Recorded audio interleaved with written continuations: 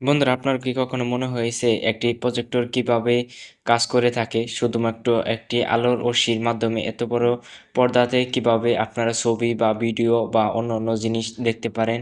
আপনার কি কখনো জানার আগ্রহ হয়েছে? তাহলে আজকের ভিডিওটি শুধুমাত্র আপনারই জন্য।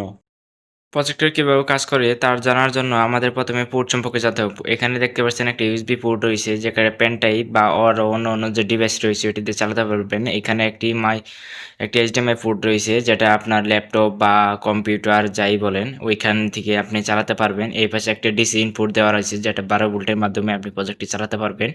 আর একটি নিচে একটি সুইচ দেওয়া রয়েছে। এটি ছিল এই পাশের একটি পোর্ট সম্পর্কে ধারণা। আর অন্য পাশে যদি পোর্ট সম্পর্কে দেখি, এই পাশে একটি ইনপুট দেওয়া রয়েছে 5 ভোল্ট, যেটা আপনি যে মোবাইল চার্জার রয়েছে ওইটি দিয়ে চার্জ করতে পারবেন, চালাতে পারবেন আর কি। এখানে একটি এইচডিএমআই পোর্ট দেওয়া ছিল, একটি মাইক্রোফোন জ্যাক দেওয়া রয়েছে, একটি এবি পোর্ট দেওয়া রয়েছে। ব্যাস এই পর্যন্তই ছিল এই পোর্ট সম্পর্কে। আর এই পাশে একটি স্পিকার দেওয়া রয়েছে। আর এই পাশে যদি দেখেন, এই পাশে একটি মাউন্টেন রাখার জন্য রয়েছে মাউন্ট প্যাডেল। আর এই পাশে একটি পাওয়ারের লাইন দেওয়া রয়েছে, পাওয়ারের বোঝানো হয়েছে এই পাশে 12.3 12.2 এম্পিয়ার এরকম। আর এখানে এইতে কিন্তু এলইডি লাইট ব্যবহার করা হয়েছে। তো এর ভিতরে খোলার জন্য আমাদের কিছু লাট বা এর ধরনের কিছু রয়েছে, এই পাশে লাট রয়েছে। তো আমরা ওগুলো খুলবো। প্রথমে আমাদের সবকিছু জানা হয়ে গেছে মোটামুটি, উপরে যা পোর্ট সম্পর্কে জানা হয়ে গেছে। এখন আমরা একটি টেস্টে নিয়ে নিব এটা খোলার জন্য। এই পাশে অল্প কিছু লাট দেখতে পাচ্ছেন, এখানে মাত্র 5টা লাটের মতন রয়েছে। তো আমরা এগুলা খুলে নিব। আপনারা কখন খোলার চেষ্টা করবেন না, খুললে অনেক হয়তো ধুলা বালি বা এ ধরনের কোনো চলে যেতে পারে। এই চলে যাওয়াতে আপনার প্রজেক্টরটি খারাপ হয়ে যেতে পারে। আমরা সবগুলো নাট খুলে নিয়েছি। এখন আমরা এর ভিতরে অংশগুলো দেখার চেষ্টা করব। আপনারাও কখনো প্রজেক্টর খোলার চেষ্টা করবেন না, কারণ এতে অল্প কোনো ধুলা বালি বা অন্য কোনো জিনিস যদি চলে যায় তাহলে আপনার ভিডিও বা ছবিগুলো অনেক অস্পষ্ট চলে আসবে। কারণ আপনার কোনো রকম এখানে আপনার মাইক্রোফোন গ্লাস এবং এমনি গ্লাস বা ডিসপ্লে ব্যবহার করা হয়েছে, যার কারণে আপনার অল্প পরিমাণ যদি ধুলাও চলে যায় তাহলে আপনার প্রজেক্টরটি পুরা খারাপ হতে পারে। তো এটা খোলার জন্য আমরা এই পাশে একটা স্ক্রু ব্যবহার করব। আপনারা কখনো খোলার চেষ্টা করবেন না, আমি বারবার বলতেছি আপনারা খোলার চেষ্টা করবেন না। আমি শুধু এই ভিডিওতে আপনাদের দেখানোর জন্য একটি প্রজেক্টর কিভাবে কাজ করে সেই জন্যে আর কি এটি খুলে নিয়েছি আমরা। আর এইখানে যদি দেখেন, আমাদের প্রথমেই দেখতে পাচ্ছি প্রজেক্টরের যে ব্রেন রয়েছে সেটি।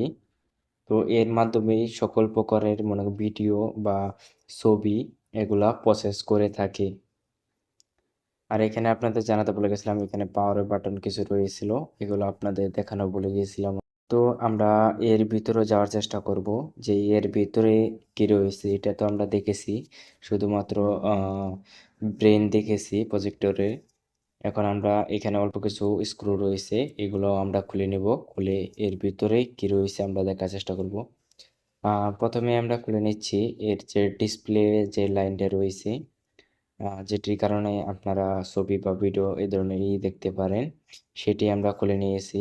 এরপরে আমরা স্পিকার এবং ফ্যানের লাইন এগুলা আমরা খুলে নিব এবং হেডফোন জ্যাকের যে লাইনটি রয়েছে সেটিও খুলে নিব। তো এটি এখানে আমি দেখাচ্ছি কোনটা কোন জায়গায় ছিল সেটি দেখানোর জন্য আপনাদের আমি একটু দেখে নিচ্ছি। এটা হচ্ছে একটি ফ্যানের লাইন যেটা এখানে বসতো, আর একটি ওই পাশে একটি স্পিকার লাইন রয়েছে যেটি ডিসপ্লের এইখানে বসতো। তো আমরা এখানে মেন যার কারণে এত বড় প্রজেক্ট মানে ছবি বা ভিডিও হয়ে থাকে সেটি আমরা দেখার চেষ্টা করব। এখানে দেখতে পাচ্ছেন একটি হলো হেডফোন জ্যাক রয়েছে, যেটা আমি ভিডিও শুরুতেই বলেছিলাম। আপনাদের পোর্ট সম্পর্কে যখন বলতেছিলাম তখনই আমি আপনাদের বলেছিলাম একটি হেডফোন জ্যাক রয়েছে আর একটি এবি পোর্ট রয়েছে। আমাদের মোটামুটি যতগুলো লাট রয়েছিল এখানে আমরা সবগুলো লাট খুলে নিয়েছি। এখন আমাদের হাতে দেখতে পাচ্ছেন এটা যে এলইডি লাইটটি রয়েছে সেটি আমি দেখাচ্ছি একটু পরে। এটা হচ্ছে একটি ফ্যান। আর এখানে যে এখানে যে একটি মাইক্রোফোন গ্লাস ব্যবহার করেছে, আমরা সহজ বাংলায় যাকে বলি আতস কাচ, যা দিয়ে ছোট জিনিস বড় দেখা যায়। আর এখানে একটি কভার ব্যবহার করা হয়েছে যাতে লাইটটি পুরাটুকু ভালোভাবে ছড়ায়।